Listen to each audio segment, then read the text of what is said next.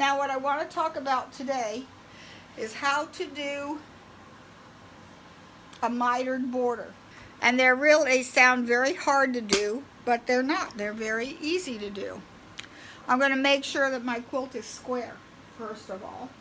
So I want to add a mitered border. I'm going to do it differently.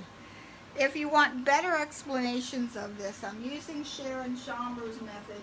So if you go to Sharon Chamber Mitered Corners, it's SCHAMBER, then she will tell you how to do this. When you're measuring for borders, a mitered border, say if this is 2.5 inches wide, I want to make all of these the length would be the length of this border plus 2.5 plus 2.5, 5 inches, and probably add another inch or two, because you want them to overlap. I want to see this overlap like that. So you make sure you have enough. And you're going to cut all 4. I want ordinary freezer paper. And you want a pressing board. I've made this one out of duck cloth or non-stick cloth. And I just covered a piece of wood. That's all this is. So I want to take freezer paper, and freezer paper has got, it'll shrink. So you take a little bit of spray starch to shrink it, and you want to press it dry. So I'm going to press this dry, and that'll shrink that paper up again.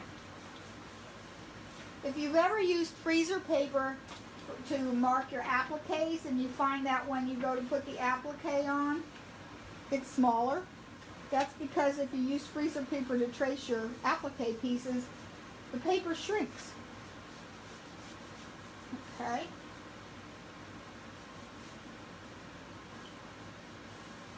Alrighty, let's get that dry. I'm going to put one layer on top of the other. I just want to make a thickness of this, make it double thick. I'm going to press that together and make a thick piece.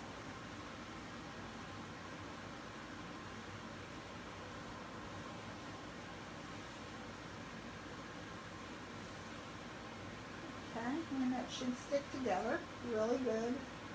Okay, and then move this out of the way. Okay, and then I'm going to cut this with the ruler. I want to cut the straight edge.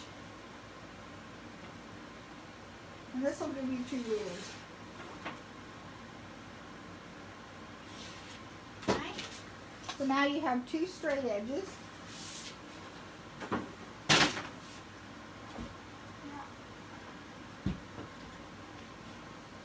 Okay, so now you're going to take your block. We want to press a 1/4 inch place here. So I'm just guessing at a 1/4 inch. And you just set it down, and it'll stick to the paper, or stick to the fabric.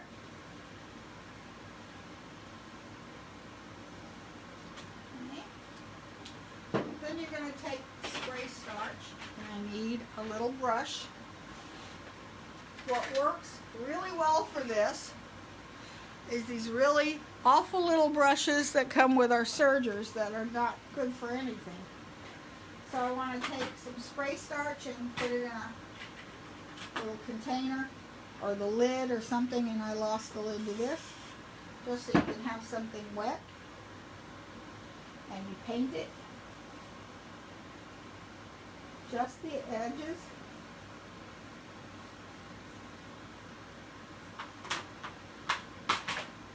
And then you take your iron,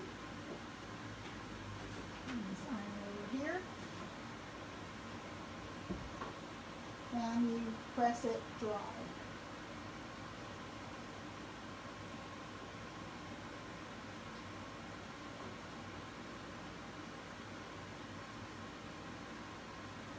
And you could, if it's a small quilt, just do this all the way across the edge of the border. I'll do it on, so you can pick this up and move it to the next place.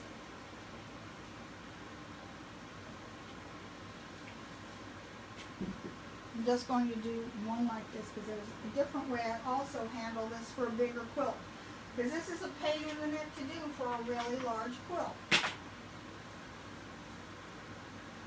So, and it's not necessary to do it on the whole thing.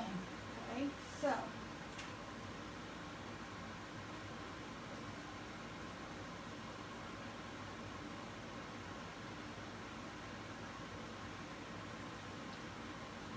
Okay, press that dry, and now that's ready to go. And I'll do it on another piece. Now, if I'm doing a big quilt, I'm only going to do this on like the last 10 inches or so. I'm not going to do the whole thing. I'm just going to paint the edges on just one, on the ends of it. I'm just going to do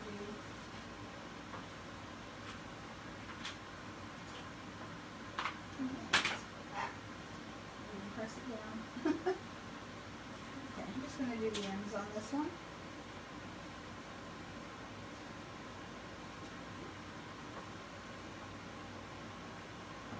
And do that on the corner.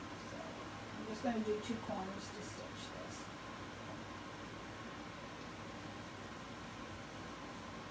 Okay, and just leave it at that. So, right. Not quite dry.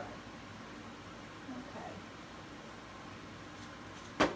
Okay, so now what you would do is you go to your quilt. You want to mark 1/4 of an inch with pins. Right here. And I have made my own board. And I just put a layer of batting and some duck cloth so nothing will stick to it. Okay, and then take this part, you fold it in and butt it up right up against that. Okay?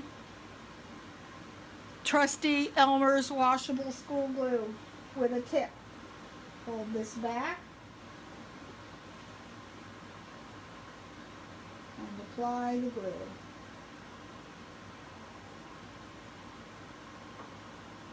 Okay? And heat set it down.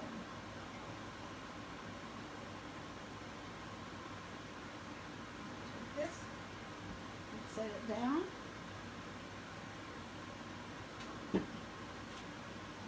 And the other side. And I'm just putting it along the edge.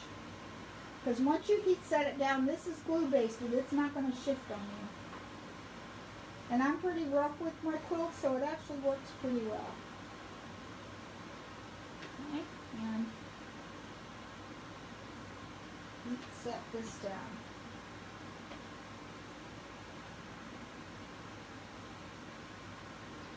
Okay, and I do the same thing on this side.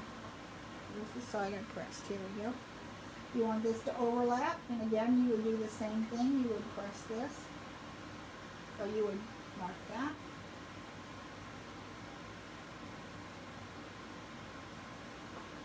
Just do another one real quick here. This side. I'll do it on this side too. I'm just going to press this. I'm not going to glue it for now. Okay. Make sure it's on the right corner. There we go. Right here is where I'm working. Can everybody see that? Go down a little more. Okay. So I am laying this here so that it overlaps down there. So it crisscrosses. That's why you have to have it long enough. And I'm going to just do this a little bit. Right there. Heat set. Take your pick. Put it long enough. Just glue down. Put the pin right there in that where they meet. And because it's padded, I can put the pin in there. And then I'm going to fold this so that these edges meet. And I have a perfect mitered corner. Look, I don't have it quite pulled tight enough. There we go. And press it. And glue it. Take this along the edge.